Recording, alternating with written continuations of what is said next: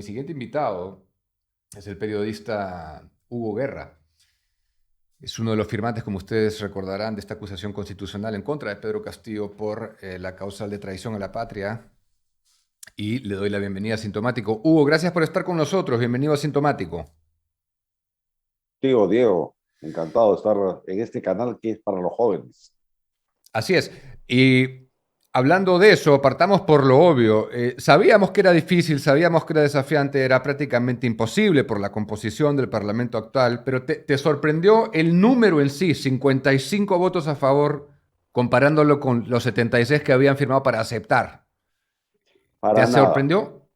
no, para nada porque lo de los 76 votos fue un amago para las tribunas. Eso es como cuando los futbolistas en la cancha hacen un par de dribleos, entusiasman a la tribuna, pero después no rematan. Igual en este caso.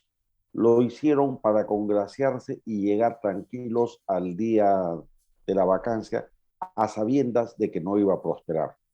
Desde el día uno sabíamos que todo estaba en contra. Y sabíamos eso, primero por las razones que acaba de explicar Vitocho, la corrupción.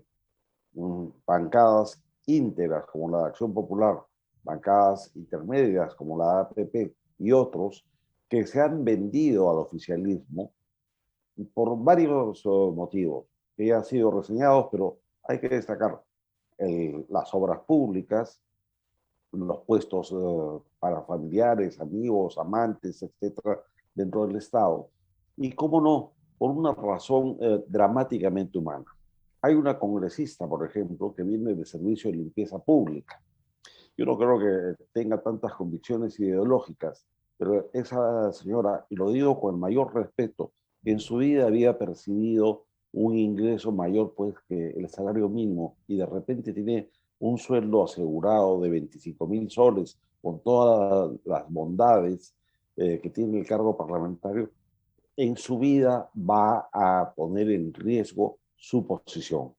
Y había la posibilidad de que si se daba la vacancia, se terminara avanzando la fórmula nos vamos todos. Sí. Entonces, no me ha sorprendido, pero hay algo más que tiene que ser añadido.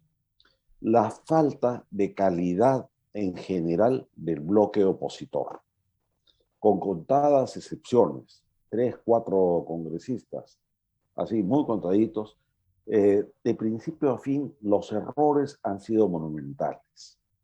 Se admite contra toda lógica la presencia de observadores de la OEA, cuando eso nunca debió someterse ni siquiera a consideración y a sabiendas de que se afecta a la soberanía nacional.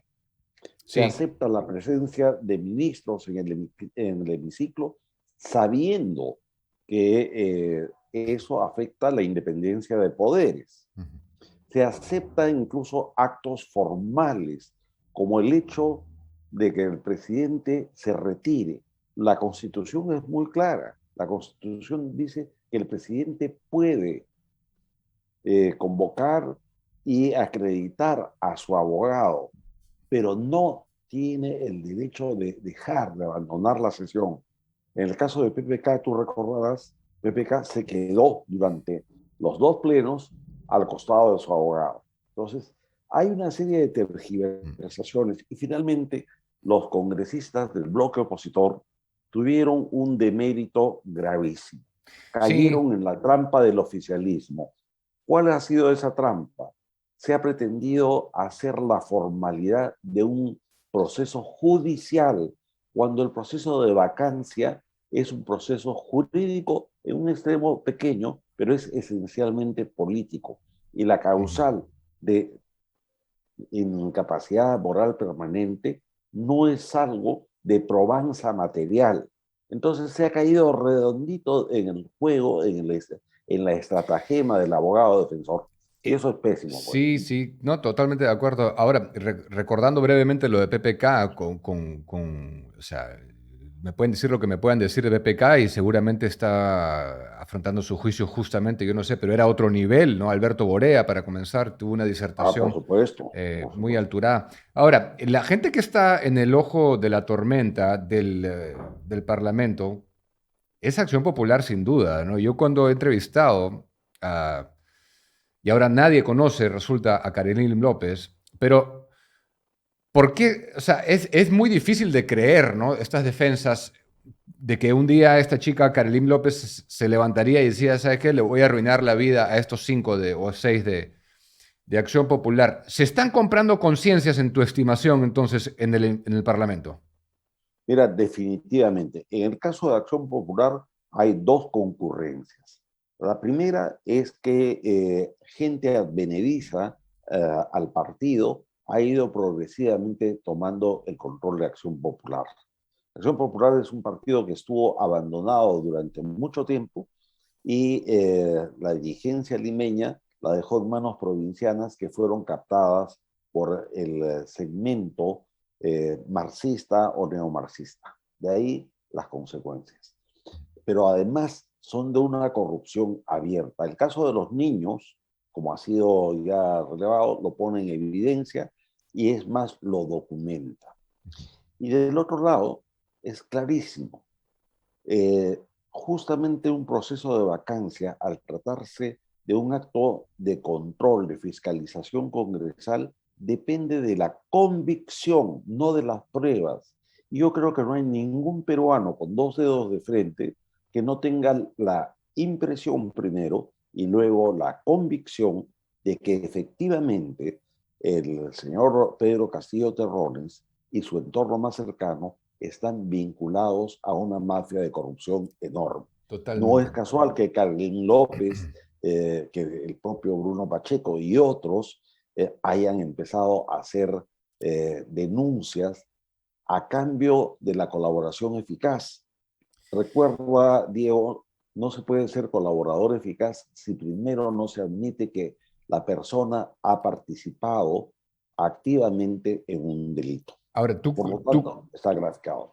tú como periodista, Hugo, básicamente en un momento de su alocución, Castillo nos echó la culpa a nosotros, diciendo que había sido víctima de un juicio mediático, que había llegado a convertirse en esa moción.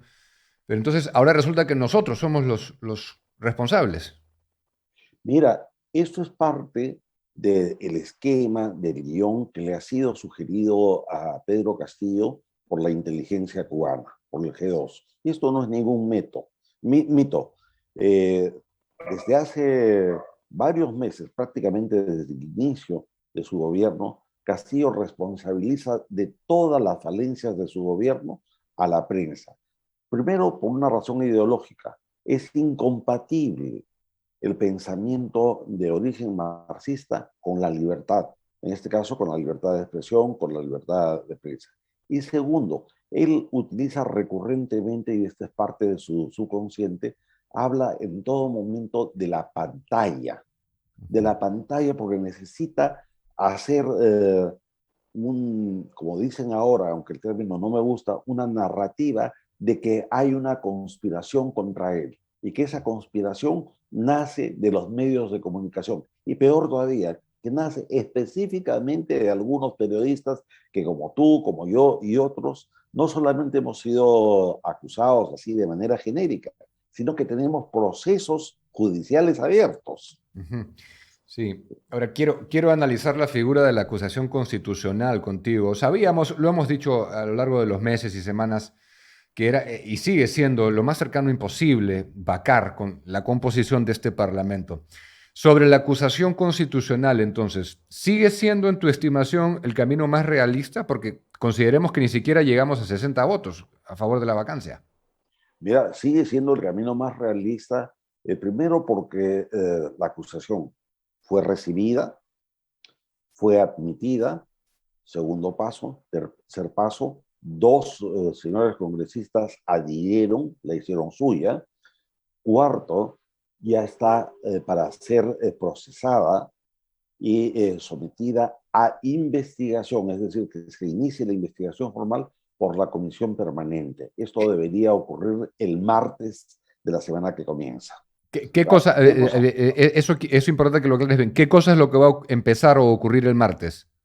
El martes la comisión permanente tiene que admitir sí o sí la denuncia y tiene que designarse a un congresista que es una especie de investigador y ponente, para que revise todos los argumentos, tanto de hecho como de derecho, que se plantean en la denuncia, y a partir de ahí haga un informe. Ese informe tendrá que ser votado en la comisión permanente y luego remitido al Pleno.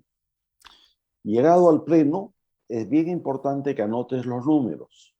Votan todos los miembros del Congreso, son 130 menos 27 miembros de la comisión permanente.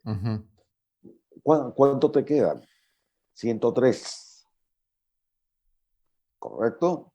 De los 103 es solamente la mitad simple la que tiene el derecho a aprobar la denuncia constitucional. ¿Qué implicaría eso? La suspensión del presidente en sus funciones y la remisión del caso a la Corte Suprema y a la Fiscalía de la Nación. Entonces, de ser viable, por lo menos sobre la mesa, es lo más viable y es lo único que en este momento se sostiene como una acción orientada a relevar, a sacar al señor Pedro Castillo de la presidencia. O sea, 103, serían 103 votos, 103 en total, si descontamos los 27 de la Comisión Permanente, 51.5 entre, o sea, 52 votos. 52 votos. Lo que se redondearía hacia arriba, ¿no? O hacia abajo. Evidentemente hacia arriba. 52 votos sí es viable, ¿no? Realmente no sé a qué va a llegar la comisión que va a investigar realmente, pero ¿qué plazos estarían manejando? ¿Cuándo crees tú que esto ya tendría un... En realidad ya debería haber pasado a la comisión permanente hace 2 semanas, pero entendemos que el Congreso ha estado congestionado con el tema de la vacancia. Ahora, una vez en la comisión permanente, el caso debería tener no más allá de 15 días. Y a partir de ahí es la remisión al Pleno en una sesión extraordinaria. No es un pleno corriente. Entonces, ¿esto ocurriría durante el mes de abril? Podría ser dentro del mes de abril. Podría ser. Los plazos, claro, los va a fijar la mesa, los va a fijar la comisión, pero estamos hablando, sí, Ahora, un horizonte de fines de abril, poco más o menos. A mí me interesa que expliques algo, Ulgo, que yo creo que es importante que los chicos entiendan que está contenida en la denuncia de ustedes, que se sustenta en traición a la patria, evidentemente el haber solicitado mar para Bolivia, pero ¿cómo hace la diferencia que lo haya dicho siendo presidente? Ya, eso es lo que me gustaría que expliques. Ya, a ver, el señor Pedro Castillo, al ser presidente, de acuerdo al orden constitucional, encarna a la nación. Es decir, cada vez que él habla, está hablando del Perú, para ponerlo de manera simbólica. Segundo, el presidente de la República es el jefe supremo de las Fuerzas Armadas y de la Policía Nacional. Tercero, el presidente de la República es el que dirige las relaciones internacionales. Cuarto, todo hecho, y soy abogado, todo hecho y todo dicho de un jefe de Estado, y hay jurisprudencia amplísima, hay varios referentes. Ese es el tema de fondo. Yo creo que ese es el tema. Así es, todo hecho o todo dicho es considerado un acto propio. Es un acto propio. ¿Bien? El acto propio genera compromiso. En la década de 1970, y los abogados nos movemos en función pues, de los precedentes, de la jurisprudencia, ¿no? Un presidente francés se comprometió a que no seguirían las experiencias atómicas en el atolón de Mururoa, ¿bien? En Oceanía.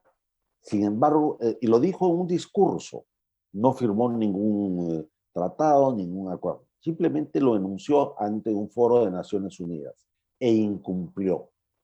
Por ese incumplimiento, Francia fue objeto de sanciones severas. En el caso de Pedro Castillo, no puede decir, es que, como me lo acaban de plantear, porque ahorita estoy, junto con los otros 5 firmantes, estamos denunciados en una acción de habeas corpus, ridícula, patética, Sí, pero sí. estamos denunciados, ¿cierto? Y entonces Es que fue la entrevista con Fernando del Rincón fue solamente un lapsus linguae. No, eso es inadmisible. Sí. Con tanta mayor razón cuando, y esto es seguramente un poquito más largo de explicar, hay todo un contexto que nosotros consideramos que es parte de una política mucho más amplia de la patria grande, el RUNASUR, y esto tiene un contexto internacional Ujú. que afecta la soberanía de la nación. Entonces, no es tan fácil que un presidente de la República pues diga, metí la pata. Eso No, no, ni no, no. siquiera si se lo aceptamos al árbitro que nos quitó el gol, ¿no es cierto? Sí. Ahora, me queda un minuto, pero no quiero dejar de preguntarte, en tus 40 años, digamos, que has sido a través de diversas tribunas testigo de diferentes gobiernos, presidentes, parlamentos, etcétera. ¿Alguna vez has visto algo así, como lo que estamos en este momento? Al margen de izquierda o derecha, al margen No, de ideologías o doctrinas, ¿has visto algo así? no, no. Yo le tengo mucho respeto a todas las ideologías. Y tengo que decirte, jamás había visto una pobreza tan grande del lado de la izquierda. Es una pobreza intelectual, una incapacidad de gestión, una incapacidad incluso de asimilar la realidad. Fíjate lo que ha pasado y con esto lo grafico creo que para consumo de todos. Ayer el presidente Castillo anuncia un paquete de medidas para controlar el alza del precio de la gasolina y de los combustibles en general. ¿Qué nos dice en resumen? Que va a dar bonos y que se va a echar mano del fondo de compensación. Técnicamente esa es una medida no solamente populista, sino que ya fracasó en la década del 80. Cuando es tan sencillo, tú como economista, yo mismo que tengo una maestría en economía, sé que lo más elemental es reduce el impuesto selectivo al consumo y déjate de estar regalando la plata en bonos. Pero no Nunca lo van a había hacer. visto. No lo van a hacer. No lo van a hacer porque va en contra, pierden en su electorado. Ellos lo que quieren es penalizar siempre al que pueda tener más y ganar Ahí ahí. me das pista para hacer una última afirmación Bien que breve, por creo que favor, se va Hugo, a que ya cumplir. Sí, nos hemos quedado sin la tiempo. calle va a sacar a Castillo. A medida que la crisis económica y la sobrevivencia de la nación se haga más difícil y que el pueblo tenga hambre, el pueblo se va a encargar de sacarlo. Lo que no ha Bueno, podido hacer el Congreso, lo va a hacer la calle. bien. Muchas gracias, Hugo, por tu participación y por atender esta llamada de Asintomático. Muchas gracias, Diego. Hasta una siguiente oportunidad. Efectivamente, yo también creo que el pueblo al que tanta referencia hace Pedro Castillo constantemente es el que más va a sentir el detrimento, el daño de su propia gobernación, de la incompetencia, de la incompetencia de este equipo, de este gobierno, porque no se le puede pedir peros al olmo. No puedes pedir que en materia económica, recordarán ustedes las preguntas básicas que yo le hice a Castillo, básicas. Y él no sabía cómo podrías liderar, cómo podría hablar de un fondo de estabilización. Tampoco estoy diciendo que el presidente de la República tenga que ser un genio en todo, pero sí tienes que tener cierta noción de a dónde quieres llevar el país y tienes que tener cierto entendimiento, al menos de los pilares básicos de cómo funciona una economía en un país y cómo liderar una causa. Y no lo tenemos. Y lamentablemente, esto me da pena, lo digo con pena, yo creo que es la gente la que va a pagar las consecuencias de este nefasto gobierno y poco a poco iremos viendo la manera de librarnos de este gobierno.